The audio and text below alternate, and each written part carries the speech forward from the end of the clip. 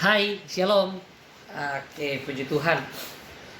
Ah, Agak kaku ya, karena selama saya bikin video hampir 1 tahun setelah video yang terakhir kemarin, judulnya Tete Lestai sudah selesai.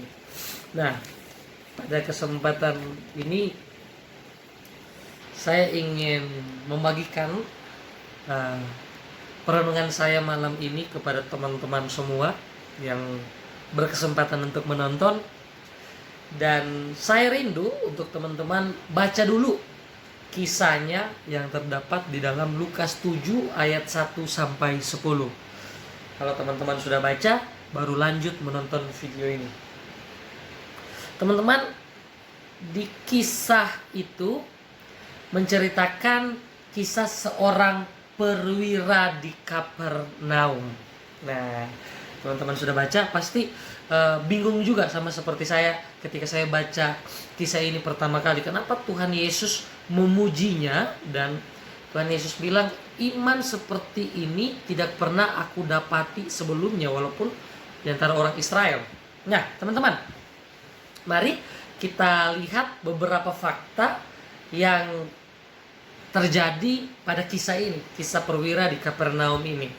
Fakta yang pertama, perwira Romawi yang mengasihi orang Yahudi.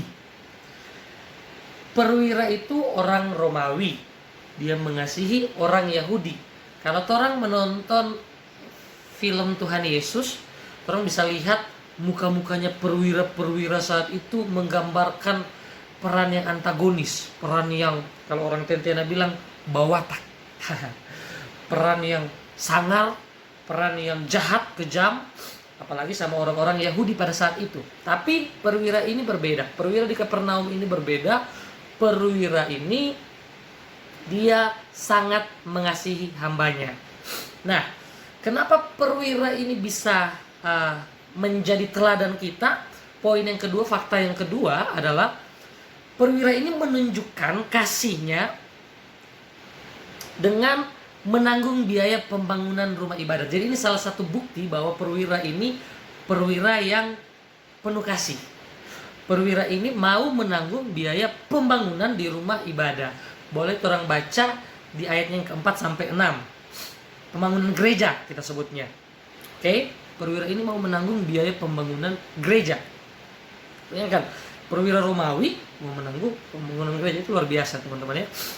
Kemudian fakta yang ketiga, perwira itu mengasihi hambanya.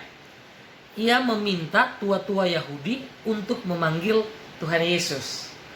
Itu di ayatnya yang kedua dan yang ketiga. Kalau teman-teman baca Lukas 7 ayat 1 sampai 10, itu perwira itu ketika mendengar Tuhan Yesus tiba di Kapernaum, dia minta untuk tua-tua Yahudi memanggil Yesus, mau minta tolong sembuhkan hambanya yang sedang sakit.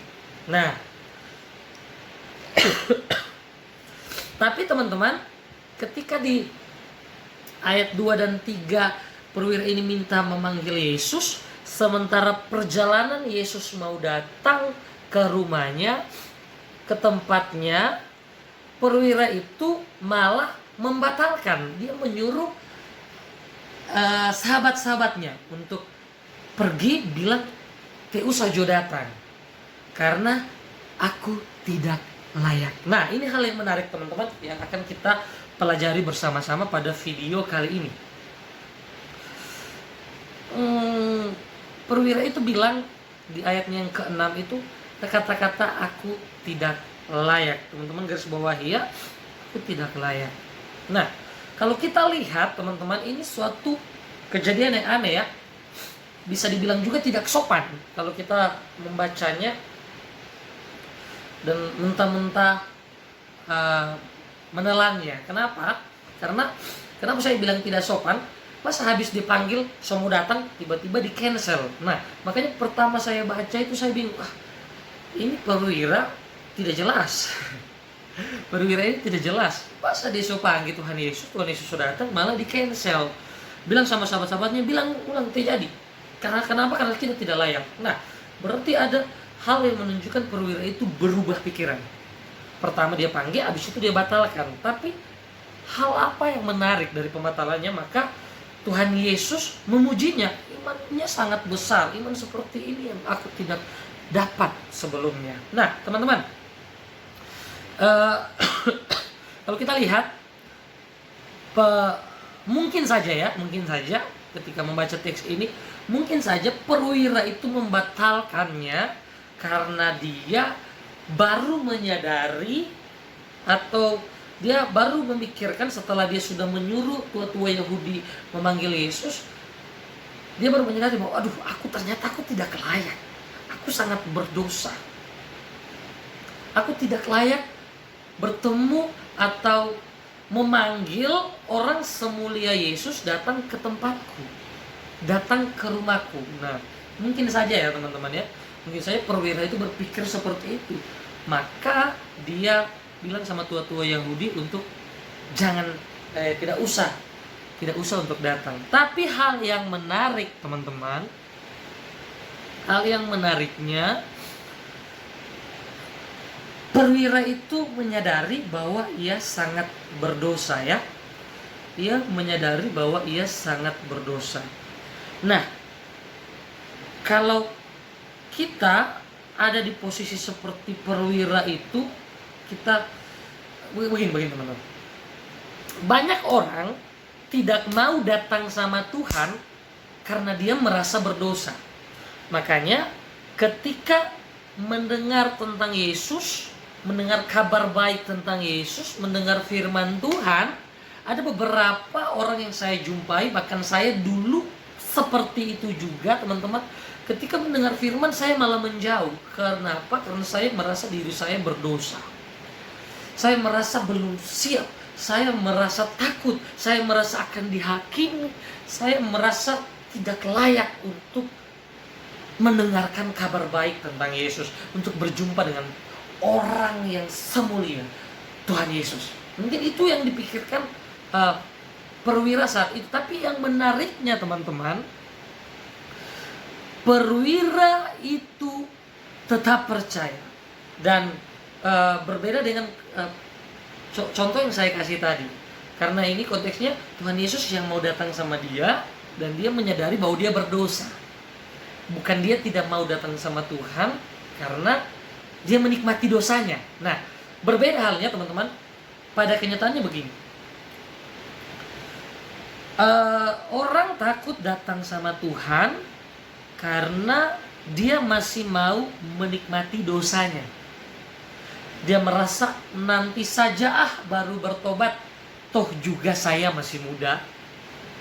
Atau mungkin saja ini yang terakhir kok, nanti sudah tidak. Padahal tahu-tahu masih terus seperti itu kan. Kenapa masih nyaman dengan dosa-dosa yang membelenggunya. Nah, kalau kisah perwira di Kapernaum ini teman-teman, ketika dia merasa dirinya tidak layak, dia tetap percaya. Bahkan di ayat yang ke-7 dia bilang begini, katakan saja sepatah kata, maka hambaku itu sembuh. Dia sangat percaya bahwa Tuhan Yesus punya kuasa untuk menyembuhkan. Amin saudara. Dia percaya Tuhan Yesus punya kuasa untuk menyembuhkan. Nah, saya mau kasih tahu teman-teman, untuk konteks yang tadi ya, kita kembali sedikit ya. Untuk konteks yang orang tidak mau datang sama Tuhan karena merasa berdosa, ketahuilah Lukas 5 ayat 32 berkata, bukan orang yang sehat memerlukan tabib, melainkan orang berdosa. Aku datang bukan untuk orang benar, melainkan untuk orang berdosa. Jadi, apakah ada yang tidak berdosa, saudara? Apakah ada orang yang kamu kenal tidak memiliki dosa? Tentu tidak ada ya, karena semua kita pasti pernah melakukan dosa, baik sengaja ataupun tidak disengaja. Tapi teman-teman, jangan sampai kita berpikiran bersih dulu baru datang sama Tuhan. Oke? Rohani dulu baru datang sama Tuhan. No. Tapi datang sama Tuhan dulu, maka kita akan dibersihkan dari kotoran-kotoran, belenggu-belenggu dosa kita yang ada sama diri kita. Amin, saudara. Nah, puji Tuhan, perwira ini kalau kita lihat, dia mempunyai iman yang sangat besar. Kenapa dia dibilang mempunyai iman yang sangat besar ya? Ini pelajarannya, teman-teman. Ini goalnya. Ada dua. Kenapa dia dibilang dipuji oleh Tuhan Yesus, dia mempunyai iman yang sangat besar? Menurut perenungan yang saya lakukan malam ini, saya mendapatkan 2 poin. Kita lanjut. Poin yang pertama, kasih perwira itu tidak dibangun berdasarkan status sosial dan ekonomi. Kalau kita lihat, teman-teman, kenapa sih dia tidak disebutkan namanya? Macam Bapak siapa gitu, Bapak Stefanus atau siapa, dia tidak bilang, tapi dibilang perwira di Kapernaum. Menunjukkan apa? Statusnya secara sosial dan ekonomi itu ada di atas seorang perwira. Makanya di ayat di perenungan itu dia bilang, aku ini kalau aku suruh hambaku, maka dia akan lakukan. Aku bilang datang, dia datang. Aku bilang pergi, dia pergi. Aku bilang hambaku untuk mengerjakan sesuatu, maka dia akan mengerjakan. Menunjukkan apa, teman-teman? Dia orang yang punya otoritas secara ekonomi, secara sosial. Perwira ini bisa saja untuk sombong, bisa saja untuk apa sih ini, atau aku harus dihormati, aku harus dihargai dan lain sebagainya. Tapi perwira ini tidak seperti itu, teman-teman. Karena banyak yang saya jumpai, yang saya lihat, kalau sudah mempunyai otoritas itu, dia sangat susah sekali untuk bilang kata maaf, tolong, atau terima kasih. Ini tidak semua ya, teman-teman. No, tapi ada beberapa oknum yang saya lihat seperti itu. Kalau dia sudah merasa dirinya punya otoritas, waduh, rasa-rasanya baleoro gitu. Baleoro kita, apalagi kalau cuma anak sepanggal, aduh, dipandang 1/4 mata kalau bisa, teman-teman. So cuma sebelah, aku pakai dip lagi. Ada, tidak semua tapi ada. Kalau ada yang merasa tersinggung, ya puji Tuhan, bertobat ya. Susah sekali untuk bilang kata maaf, tolong, atau terima kasih, karena mempunyai otoritas atau sudah mempunyai derajat yang tinggi. Teman-teman, saudara semua yang menonton video ini, mari kita sama-sama mempunyai kasih seperti perwira ini, yang tidak dibangun berdasarkan status sosial atau ekonomi. Karena kadang-kala ya teman-teman, kalau kita melayani, kadang-kala kalau kita melayani orang yang status sosialnya itu di atas, kita melayaninya, wah, sungguh-sungguh sekali. Kalau perlu tunduk ini sampai cium lantai. Kalau orang yang kaya, orang yang punya jabatan, orang yang terkenal, itu kita pelayanannya beda dengan orang yang mungkin saja biasa-biasa saja. Jangan ya saudara, karena semua kita sama di mata Tuhan. Pekerjaanmu, apapun yang Anda miliki yang secara dunia kastamu mungkin lebih di atas, itu hanya titipan ya. Semua itu dari Tuhan dan seharusnya untuk Tuhan. Bukan untuk kemuliaanmu, bukan untuk kepuasanmu, tapi untuk kemuliaan nama Tuhan. Amin.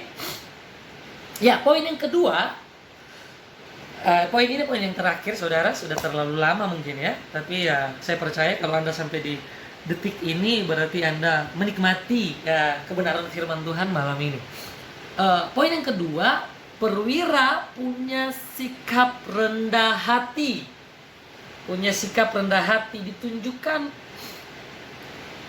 dari perwira itu menyadari bahwa dia adalah orang berdosa, bahwa dia mengasihi hambanya, bahwa dia tidak lebih daripada yang lain. Dia merasa dirinya berdosa, makanya dia bilang, aku tidak layak. Aku tidak layak untuk menerima orang yang semulia Yesus datang ke rumahku. Oke? Dia menyadari, dia mempunyai sikap yang rendah hati. Dia menyadari kesalahannya. Dia menyadari bahwa dia tidak lebih daripada orang lain, orang yang berdosa. Kemudian dia tetap percaya. Dia percaya bahwa Yesus punya kuasa untuk menyembuhkan. Dan lihat, dengan sikap rendah hatinya yang tidak mengasihi berendaskan ekonomi dan status sosial, lihat apa golnya? Mujizat terjadi. Dikatakan dalam firman Tuhan, hambanya itu pulih dan sembuh. Kalau kita baca di referensi yang lain, kalau dari Yohanes bilang, ketika dia pulang di jam yang sama, ketika dia bilang sembuh, maka sembuhlah. Kita baca juga di Matius juga, orangnya sembuh. Jadi teman-teman, dari sini kita belajar kalau kita punya sikap kerendahan hati, mungkin mujizatnya tidak langsung terjadi ya teman-teman, tidak langsung kita lihat, tapi percayalah, tidak kita lihat bukan berarti tidak ada. Sama seperti tadi saya baca caption di Instagram. Ini saya tutup dengan closing statement seperti ini teman-teman. Kadang kita tidak percaya karena kita tidak lihat, sama seperti kita berkata sama Tuhan, dan Tuhan bilang begini, lihatlah bintang-bintang di langit. Tapi kita bilang sama Tuhan, Tuhan ini kan masih pagi, aku tidak bisa melihat bintang. Dan Tuhan berkata, kamu tidak bisa lihat bukan berarti bintang itu tidak ada, tapi tunggu waktunya malam, maka kamu akan melihat bintang tersebut. Kalau sekarang mujizat belum terjadi, kesembuhan belum terjadi, mari kita tetap percaya dan kita punya kerendahan hati untuk mengakui setiap kesalahan dan dosa kita di hadapan Tuhan, dan terus percaya karena waktunya bukan waktu kita, dan waktunya pasti tepat pada sasaran. Amin. Yuk sama-sama tolong berdoa. Tuhan, terima kasih atas kebenaran firman-Mu hari ini yang kami dengarkan. Bantu kami, kuatkan kami agar kami punya iman sama seperti perwira di Kapernaum. Kami punya iman yang tetap percaya dan kami punya kerendahan hati. Tuhan Yesus, terima kasih. Tuntun setiap kehidupan kami agar kami dapat merespon setiap apa yang Tuhan inginkan dengan benar, sehingga kehidupan kami berarti dan untuk kemuliaan nama-Mu. Terima kasih Tuhan Yesus yang baik, utuslah kami, biarlah semua kami yang mendengarkan kebenaran firman-Mu ini dapat diberikan otoritas oleh Tuhan, sehingga setiap orang yang berjumpa dengan kami dapat merasakan Kristus hadir di tengah-tengah kehidupan kami. Melalui hidup kami, orang lain dapat merasakan Kristus. Utus kami menjadi alat-Mu, pesan-Mu, dan juga jawaban untuk keluarga, teman-teman, sahabat, siapapun Tuhan yang ada di sekitar kami. Terima kasih Tuhan Yesus, di dalam nama Tuhan Yesus Kristus, kita semua diberkati. Amin. Puji Tuhan, sampai jumpa kembali di video selanjutnya. Bye, tetap semangat. Salam satu roh.